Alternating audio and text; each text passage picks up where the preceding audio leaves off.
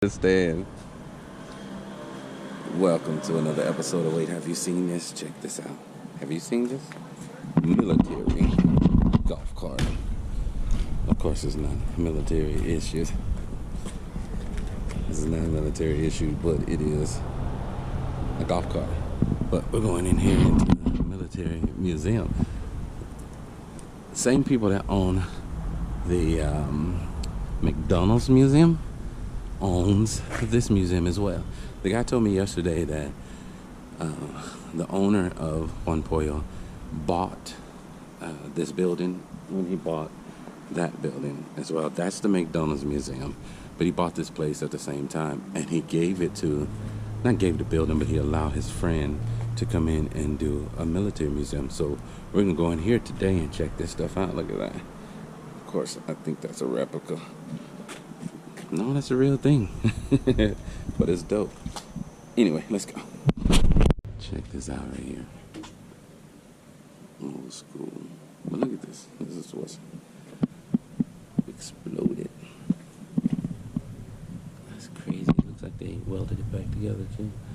That's pretty dope. These are wooden ones. And don't touch it.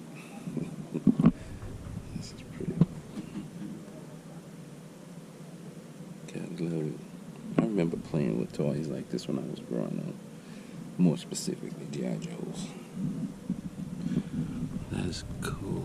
And look at that light on the front of the tank right there. That's that one of those. That's pretty dope. Donated by Mr. David Bruce. I wonder how bright it is. That's crazy. Let's keep looking. Look, that's a landmine right there. I know what that is. I've seen one of those before. Not up close and personally, but I've seen them. That's crazy.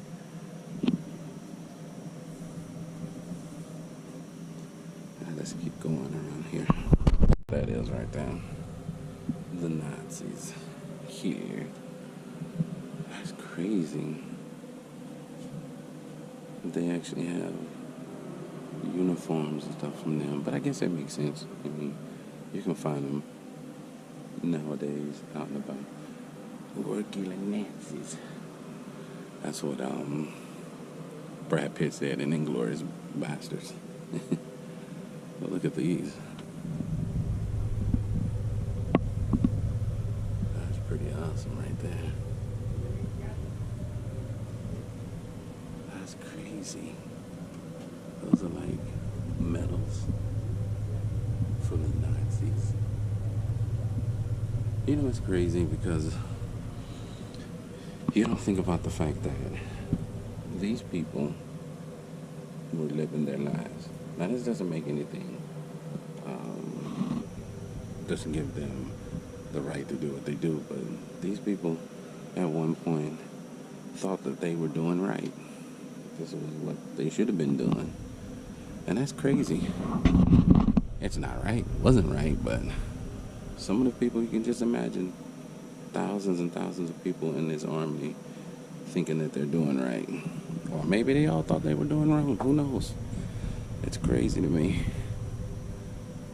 Let's go see some of the stuff in the back here. Check this guy out. I know that's Revolutionary War right there. Big I have actually shot one of these before, and it was pretty fun. It's a musket, pretty fun. But that's pretty dope right there. It's huge. It's huge. This is pretty cool right here. I love this.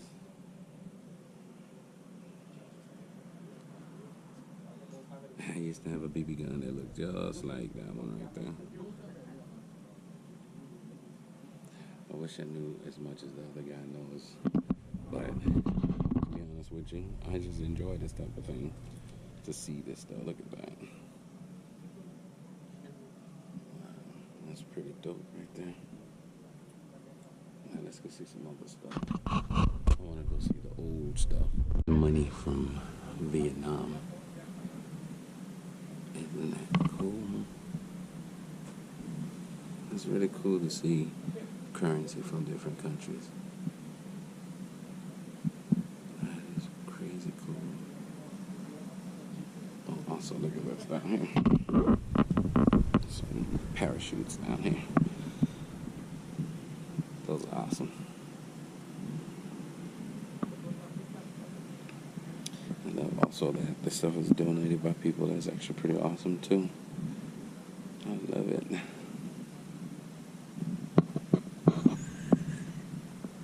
There's a Marine. That's Mr. Alfred Benzor. That is too cool. I decided to start saying the name just to give him a little, respect. Oh, look at those. I love MREs. When my son was in the military, he used to send them to me. And I enjoyed them. Not for like just to be eating them, but you know what I mean. Look at that.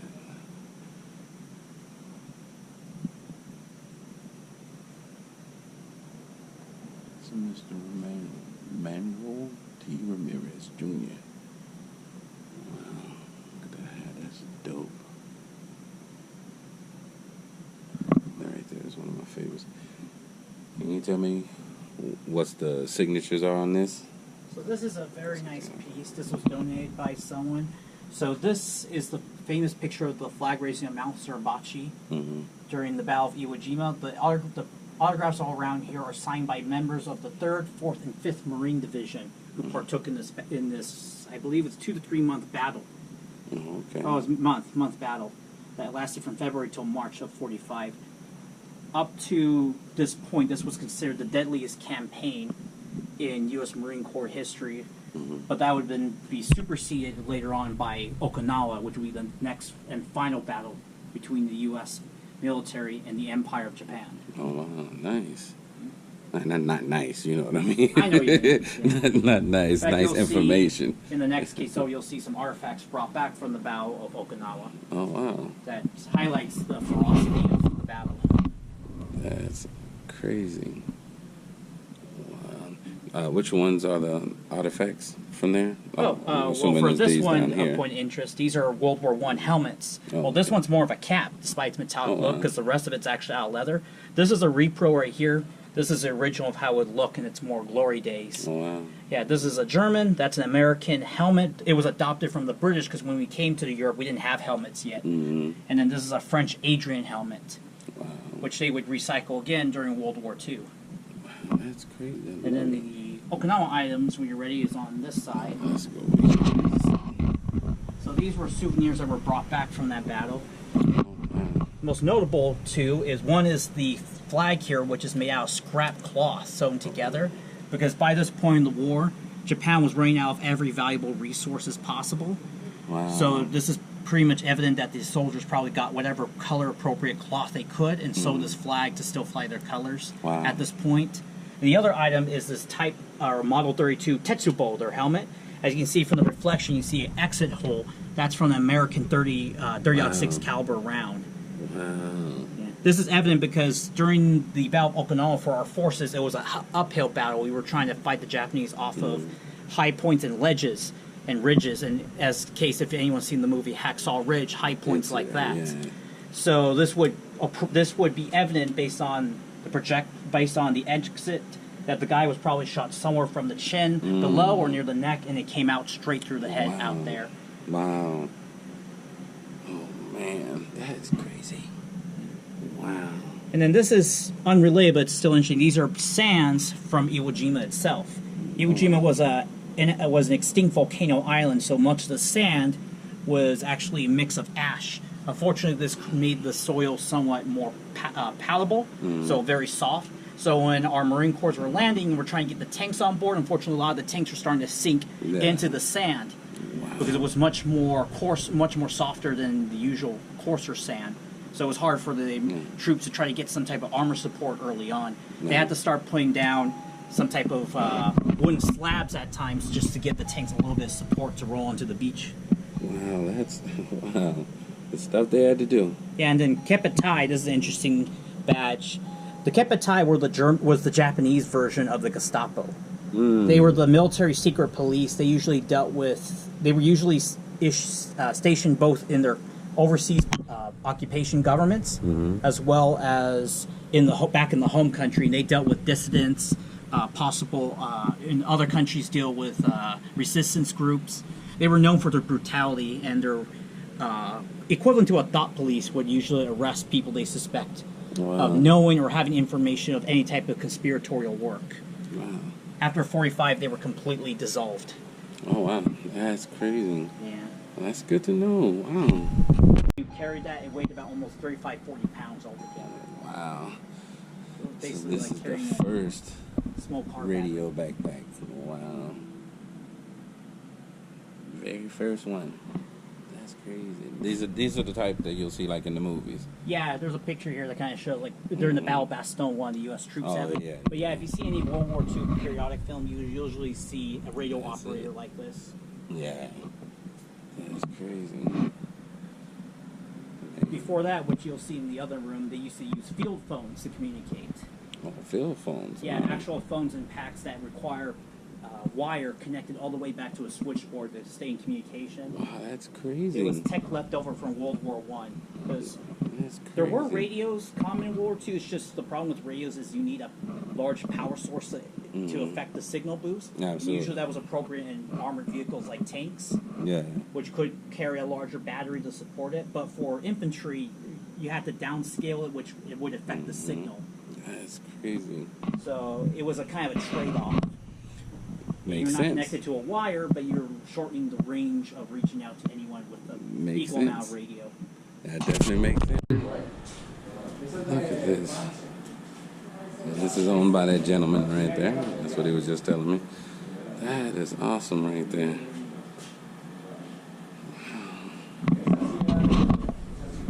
That is awesome. Can't leave Uncle Sam out on 4th of July weekend. Come on. You gotta have Uncle Sam. Wow. All right, let's keep it going. It's amazing. I don't even know where to start. Wow. I'm trying to stop saying wow, but it is actually pretty dope. But check this out, right? Is this the Yeah, it's the switchboard. switchboard? Oh, wow. And then, which I'll That was the... doohickey. This is the field phone they would have used or carried out in the field. Oh, I definitely remember seeing those, like, on TV and stuff like that. Yeah, have you seen any Wow. kind of World War II era program, or even Korea War? Like if you watch the show MASH, this is what Radar has Exactly. on his desk. Exactly, yeah. This was used during those two periods. By Vietnam, they kind of declined in use in favor of more streamlined radios. Wow, and you said that one was connected by a wire? Yeah, a wire would connect here and would connect all the way back, in this case right here, this little department right here. Oh, wow. And then it was one person's job to basically manually connect the calls one to the other. Wow. Just like the switchboards that we used to use back in the day. Yeah, I mean, you get a feel for it. It has a little bit of weight to it. Oh, yeah. Heck yeah, that's got a lot of weight to it. Yeah, it was Man. a two-man crew, so one guy would carry this, the other one would carry a spindle on his back that would carry up to, I think, 20 miles of wire at a time. That's crazy. Yeah, you can have that back. Yeah. That is crazy. And that was an authentic one right there. Yeah, this is Nice. original. In fact, some of these, if you have a know-how of electronics, you can actually get these things working again. Oh, I believe it. Fortunately, I'm not an electrician by trade, so I don't have the skill set for that. I'm a firm believer in if it works once, it's going to work again. I have a few friends who mess with old radio and wire technology, and they can get those things working. It's just the problem is a lot of parts are outdated today. Absolutely. Absolutely. Especially when it comes to radios, because of the old vacuum tubes. That's true. This is great. This is actually really great. This is a lot. Yeah, this here is all World War One, Oh, wow. from 110 years ago. World War. Oh, wow. 110 years. That's crazy. Absolutely love it. Oh, wow. The nurse's outfit. And what is this one? Just a raincoat? Yeah, that's an old trench coat. But yeah, it's a Wow. raincoat. That's crazy. Yeah, they used to hang out.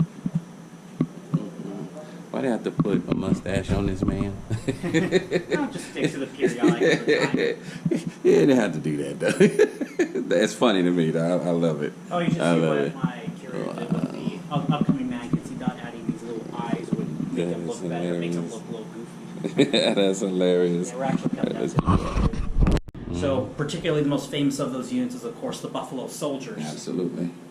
Absolutely. But there was all sorts of corps between the 761st Tank Destroyer, Black Panthers, the Triple Nickels, known as the Airborne Unit, the Montford Marines, the 1st Marine Corps consisting mostly of blacks who fought mostly in Iwo Jima and Okinawa. Wow.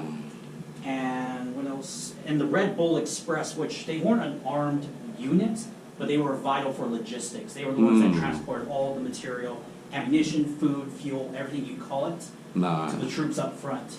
They were very vital, in other words. They were very necessary. And of course, other units like the Tuskegee Airmen. Absolutely. Absolutely. In fact, we used to have a local Air Force base called Norton. Mm-hmm. The base commander at one point was himself a former Tuskegee Airman. Wow. That's crazy. Man, this is nice, though. But we try to reflect the pride and heritage of the many members of our military throughout the years. Wow. Well, you've done a great job. Sex or ethnicity. You've done a great job. I love that you have the name badges still on.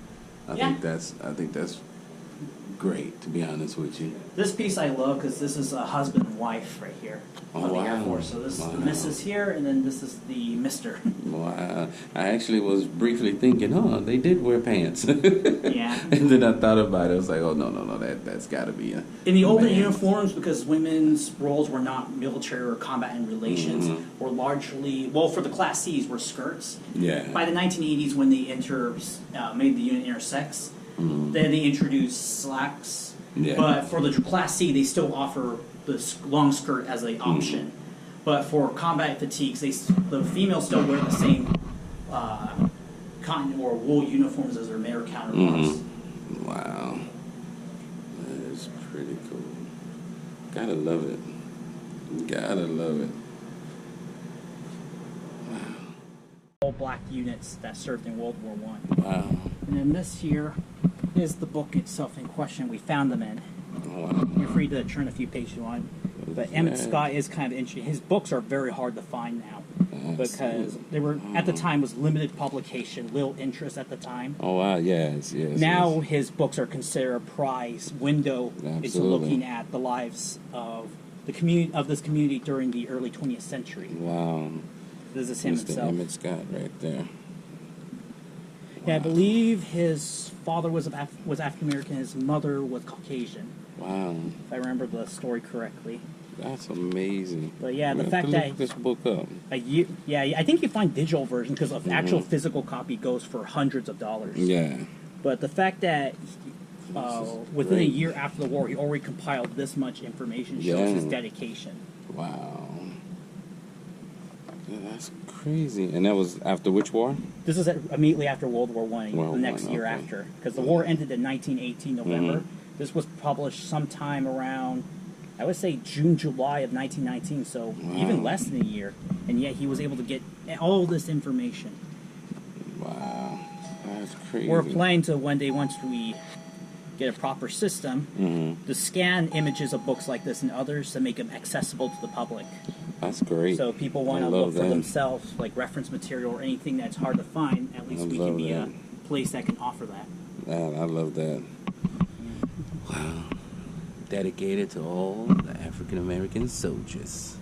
And then James Valdez, he's no longer with us. He was our other tour guide. He compiled this little scrapbook where I thought at first he just grabbed anything. I thought there was like inconsistency and weirdness to his madness. But then after he passed, when I went through this, I realized there was a sense to his madness. Wow. He collected any article he could find about it, and then he categorized them as you see based on the different units. Yeah, that's crazy. He did with this as well as for the Catholic War Veterans Association, the women's units, First Cav. He did all sorts of. He just collected articles of whatever he could find. Yeah, that's amazing. Buffalo soldiers. Go to Buffalo Soldiers. Wow. That's crazy. Yeah, I gotta get a little bit more time to come in and really go through this stuff. Yeah. But this is great right here. Definitely that is great. That's one of the Check last it out. gifts James left us before he passed away. Wow. Well, thank you to Mr. James. That's for sure. Yeah, trust me, if he was alive, he would be here for hours listening. He's like a real oral historian. He would just tell you everything he remembered. I definitely about the believe it. stuff he Wow. learned. All right. So what was she again? She was the only female Buffalo soldier in the history of the Corps. Oh, wow. Her name was Kathy Williams. She was a former slave who, after the emancipation and post-war period, she was convinced by a relative who wasn't a Buffalo soldier to join in, but since women weren't allowed to join in, she basically had kind of a Milan arch where she hid her sexual identity and adopted the new name of William Kathy. Wow. And served for a while until she, I think, was stricken by pneumonia, where she was then sent to a field hospital, which then kind of revealed her actual sex, and she was discharged. Oh man, that's crazy. But that wasn't uncommon, actually, since the Revolutionary War days. We had some women who disguised themselves as men because they actually believed in the cause and wanted to join in some way. And wanted to get in. Yeah. That's crazy, but the more you know, like I never even heard her story before. I mean, each of them are based off different people. Next time you come, I'll tell you more elaborately each person's story. Definitely. I definitely want to. That was interesting. I'm gonna have to look her up. Yeah, it's kind of unfortunate they never made a production about her yet. Yeah. That was better than I thought it was gonna be. I will admit to that. The guy at first, he was kind of standoffish a little bit. I didn't know if he didn't know if I wanted him to tell me anything. And really, with my channel, I like to just kind of walk and float and look at things and point to the camera and that type of thing. I should do better at reading stuff, but I enjoy just pointing the camera. But this young man was very knowledgeable, and I'm sorry I can't remember his name, but he was very knowledgeable and he had a lot of information. But I had a good time listening to him, and I am going to go back and actually dedicate a better video to this because it deserves it, and he was really good. So I'm gonna go back and I'm gonna actually do a much better video. But anyway, thank you guys for joining me on another episode of Wait Have You Seen This? I have been your host, Jacoby. This has been a great 4th of July weekend. I've had a ball this weekend, and I love you guys, and there's nothing you can do about it. Bye.